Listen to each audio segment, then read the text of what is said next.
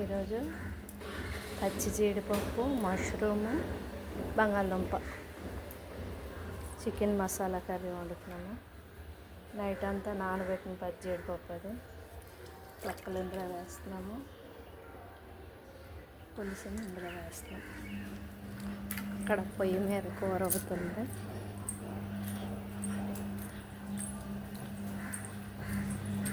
Already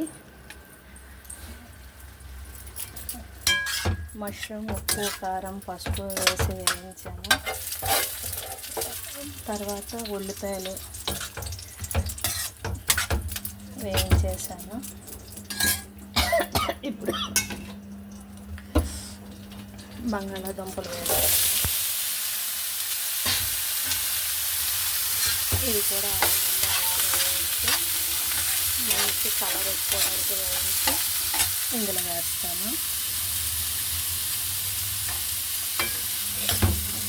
ఇలా ఒక్కటి వేయించి వేస్తే బాగుంటుంది.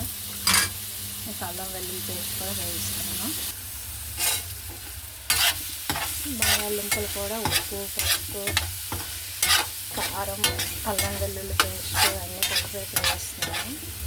ఇది బాగా వేగిన తర్వాత మళ్ళీ ఇందులో వేసేస్తాను. ఇంక ఇలా తిరిగిపోతే ఉడుకుతుంది. లాస్ట్లో వాటర్ వేస్తాను.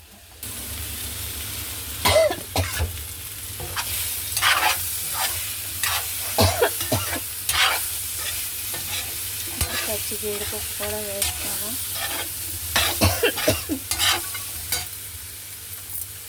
ఇది బాగా వేగిన తర్వాత అందులో వేస్తాను.